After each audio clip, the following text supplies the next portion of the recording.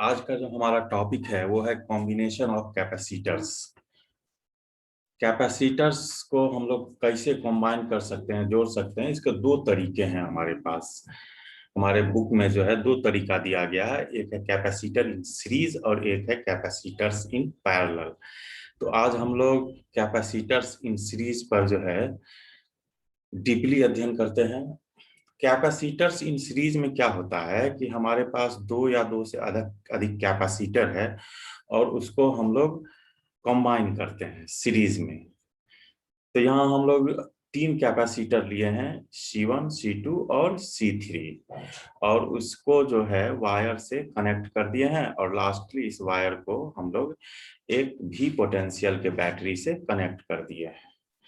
तो जैसे हैं इसमें इसको बैटरी से कनेक्ट करेंगे तो ये जो प्लेट है, इस प्लेट से ये बैटरी इलेक्ट्रॉन खींचेगा और इस प्लेट पे उस इलेक्ट्रॉन को जमा करेगा। तो यहाँ से इलेक्ट्रॉन निकाल कर इस प्लेट पर ले जाने में इस बैटरी को वर्क करना पड़ता है और वो वर्क पोटेंशियल एनर्जी के रूप में इसके अंदर जमा होता है। इस पे हम एक वीडियो बना के आप लोग को भेज चुके हैं।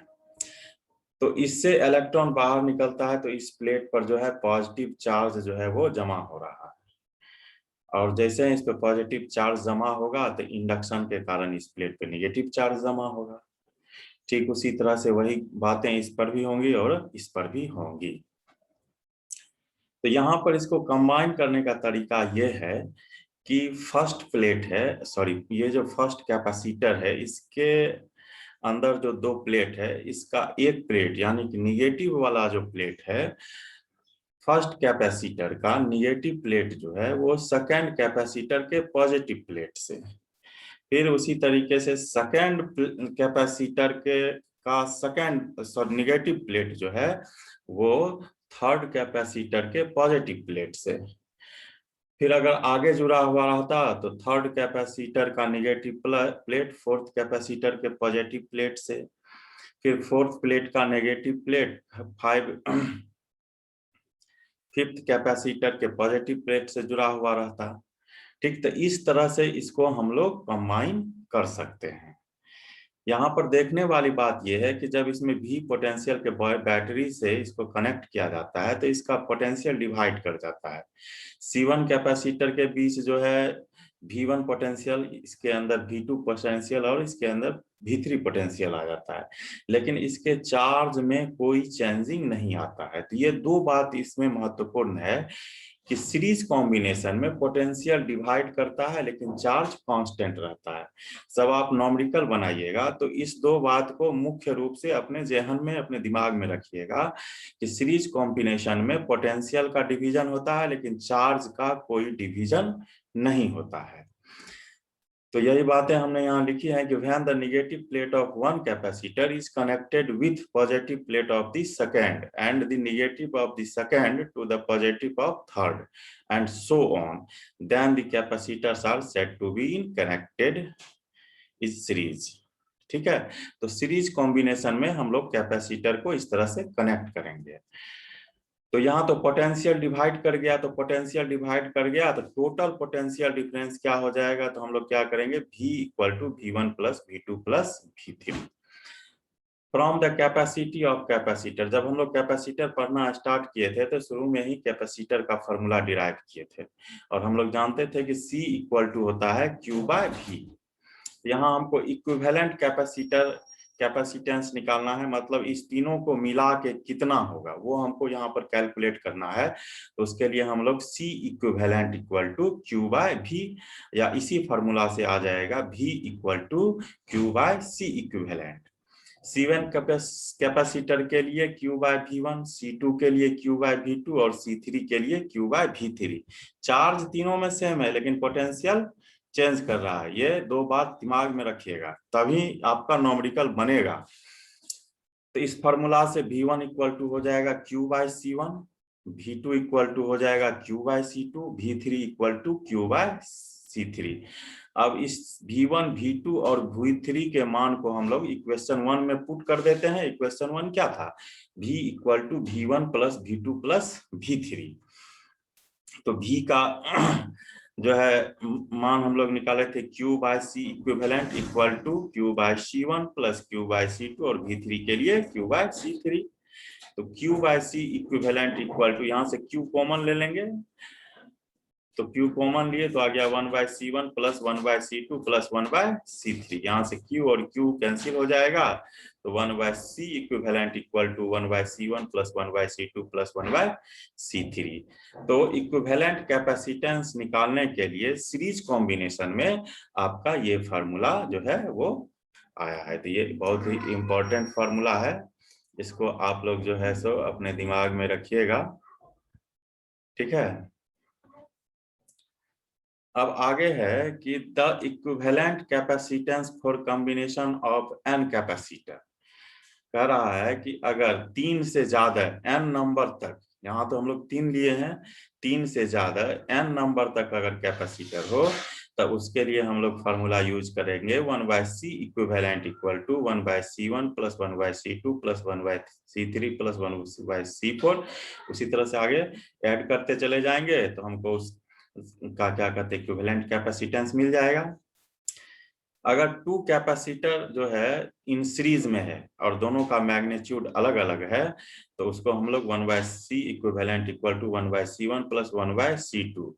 तो इससे C इक्विवेलेंट आ गया C1 into C2 bye C1 plus C2। तो ये सब छोटा छोटा चीज याद रखने के लिए निकाले हैं। अब उस समय अगर मान लीजिए कि सब दोस्त जब बड़ा बड़ा क्या कहते हैं आप क्वेश्चन बनाइएगा कि उसमें सीरीज वाला भी है, पैरेलल वाला भी है, बहुत सारा ब्रांच है, तो कहीं आपको 2 सीरीज वाला मिल गया तो आप इतना मत कीजिएगा, ये और ये इतना नहीं करना है, बस डायरेक्ट ये फार्मूला पुट करना है और निकालते हुए आगे बढ़ना है। आगे इसमें है the value of equivalent capacitance is lesser than the least capacitance. अगर मान लीजिए कि 3 कैपेसिटर है, एक का मैग्नीट्यूड 2 फराड है, दूसरे का 4 फराड है और तीसरे का 6 फराड है, तो इक्विवेलेंट कैपेसिटेंस जो आएगा उसका वैल्यू आप जो 3 कैपेसिटर लिए हैं उसमें सबसे लिस्ट मान, सबसे कम मान का जो आपका कम मैग्नीट्यूड का जो आपका कैपेसिटर जैसे 2 फराड है, तो इक्विवेलेंट कैपेसिटेंस का वैल्यू उस 2 फराड से भी कम आएगा। दूसरा इसमें पॉइंट है कि this combination is used to make a capacitor of low capacitance from the available capacitances. Second point जो है, ये सब पॉइंट याद रखिएगा, पूछता है कि अगर आपको आपके पास कैपेसिटर है और आपको जो है सर्किट में लो कैपेसिटेंस की जरूरत है, तो उस समय इस सारे कैपेसिटर को हम लोग क्या करेंगे, सीरीज में जोड़ देंगे तो हमको लो कैपेसिटेंस जो है वो मिल जाएगा। कहा कि सीरीज कॉम्बिनेशन में कैपेसिटेंस जो है आपका लिस्ट कैपेसिटर जो है उसके कैपेसिटेंस से भी कम आता है, ठीक है। तो सीरीज कॉम्बिनेशन इसलिए किया जाता है कि हमको लो कैपेसिटेंस मिले, हमको लो कैपेसिटेंस की अगर जरूरत है तो हम लोग सीरीज में कैपेसिटर को क्या करेंगे, ऐड करेंगे। अगला पॉइंट इसी में है कि this combination of capacitor works when a high potential is to be divided in the capacitors. तो सर्किट में मान लीजिए कि हाई पोटेंशियल है और हम चाह रहे हैं कि उस पोटेंशियल को डिवाइड कर दें, तो डिवाइड करने के लिए वहां पर हमको क्या करना पड़ेगा, कैपेसिटर को सीरीज में लगाना पड़ेगा, जिस कारण वहां पोटेंशियल जो है वो डिवाइड कर जाएगा। अब है कि if 2 capacitor of same capacitances connected in series, कह रहा है कि 2 समान मैग्नीट्यूड का जो है कैपेसिटर है और उसको जो है हम लोग सीरीज में ऐड किए हैं, तब इसका इक्विवेलेंट कैपेसिटेंस क्या होगा। तो ये सब छोटा छोटा चीज है, लेकिन इस फार्मूला को याद रखना है आपको। तरीका वही अपनाएंगे जो फार्मूला निकाले हैं, तो हमारा C इक्विवेलेंट C/2 आ जाएगा। अगर 3 कैपेसिटर सीरीज में है और उसका मैग्नीट्यूड तीनों का सेम है, तो उसके लिए भी तरीका वही है और फार्मूला हमारा क्या आ जाएगा, 3/C, ठीक है। तो यहाँ इक्विवेलेंट कैपेसिटेंस जो है वो C/3 आ गया।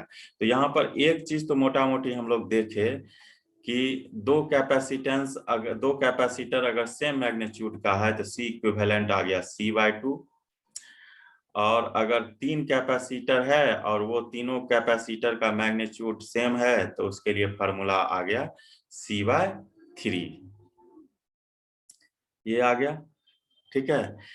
अब कह रहा है कि अगर n नंबर ऑफ कैपेसिटर जो है सीरीज में अगर जुड़ा हुआ है, तो जितना संख्या जुड़ा हुआ होगा किसी एक कैपेसिटर के कैपेसिटेंस के मैग्नीट्यूड को उतना नंबर ऑफ कैपेसिटर से क्या करेंगे, भाग दे देंगे, तो हमको इक्विवेलेंट कैपेसिटेंस मिल जाएगा। तो ये छोटा छोटा चीज है, इसको याद रखना है कि अगर n नंबर ऑफ कैपेसिटर है, उसका मैग्नीट्यूड सभी का सेम है, तो उसके लिए हम फार्मूला C/n यूज करेंगे।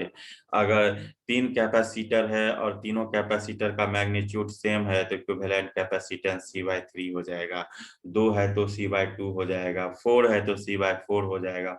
5 कैपेसिटर सीरीज में जुड़ा हुआ है, सभी का कैपेसिटेंस क्या कहते हैं सेम है, तो उसके लिए C/5 यूज करेंगे।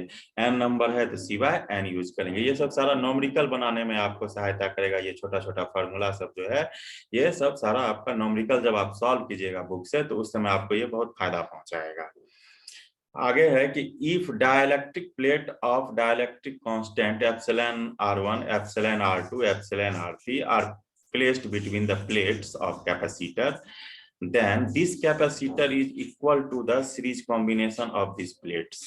कहता है कि 3 कैपेसिटर लिए हैं और उसके अंदर जो प्लेट है, उस प्लेट के बीच अलग अलग क्या कहते हैं मटेरियल है, और उसका डाइलेक्ट्रिक कांस्टेंट जो है एप्सिलॉन r1 है, एप्सिलॉन r2 है और एप्सिलॉन r3 है। और ये तीनों जो प्लेट है एक दूसरे से सीरीज कॉम्बिनेशन में जुड़ा हुआ है, और उसका थिकनेस जो है वो T1, T2 और T3 दिया हुआ है। तो पूछ रहा है कि इक्विवेलेंट कैपेसिटेंस इसका क्या होगा। तो सबसे पहले क्या करेंगे, इसको सीरीज में हम लोग ऐड कर लेंगे। ये हम लोग सीरीज में ले आए। इसका डाइलेक्ट्रिक कांस्टेंट एप्सिलॉन r1 है, इसका एप्सिलॉन r2 और इसका एप्सिलॉन r3। थिकनेस T1 ले लिए, T2 ले लिए और T3 ले लिए और उसके बाद जो है इसको जो है हम लोग एक बैटरी से कनेक्ट कर दिए। तो जब हम लोग क्लास में हम लोग जब पढ़ रहे थे, तो उस समय हम लोग फार्मूला डिराइव किए थे कि जब दो प्लेट के बीच किसी डाइलेक्ट्रिक को डाल दिया, डाइलेक्ट्रिक मटेरियल को डाल दिया जाए, तब उसका कैपेसिटेंस क्या होगा। तो C = epsilon r epsilon not A/d। इस फार्मूला को हम लोग प्रूव किए हुए हैं, क्लासरूम में अच्छा से डिस्कस किए हैं, बहुत सारा न्यूमेरिकल भी इस पे बनाए। तो इसी फार्मूला को यहाँ पे क्या करना है, ला के रखना है। C1 कैपेसिटर के लिए epsilon r1 epsilon not A/T1। उसी तरह से C2 कैपेसिटर के लिए epsilon r2 epsilon not A/T2, और C3 कैपेसिटर के लिए epsilon r3 epsilon not A/T3। अब हम लोग जो है सीरीज कॉम्बिनेशन के लिए जो अभी जो फार्मूला डिराइव किए हैं, उसको क्या करेंगे, इसमें लगाएंगे। तो 1/C इक्विवेलेंट इक्वल टू हो जाएगा 1/C1 + 1/C2 + 1/C3।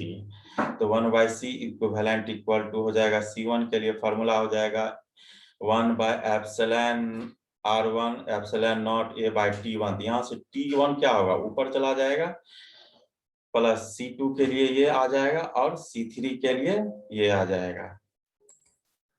ठीक है, इस तरह से फिर आगे हम लोग क्या करेंगे, 1/एप्सिलॉन नॉट यहाँ से कॉमन ले लेंगे। ठीक, तो कॉमन लेंगे तो हमको हमारे पास ये वाला टर्म आएगा। तो C इक्विवेलेंट इक्वल टू हो जाएगा इतना। तो ये भी फार्मूला आपका बहुत कारगर है। आप जब हायर एग्जाम दीजिएगा तो उसमें ये सब पूछता है, ठीक ना। तो ये सब रखिएगा, और अगर बुक बनाइएगा तो बुक में इस फार्मूला का यूज है कि जब कैपेसिटर के अंदर प्लेट जो है, उस प्लेट के बीच अगर डाइलेक्ट्रिक डाल देते हैं, तब उसका कैपेसिटेंस क्या होगा।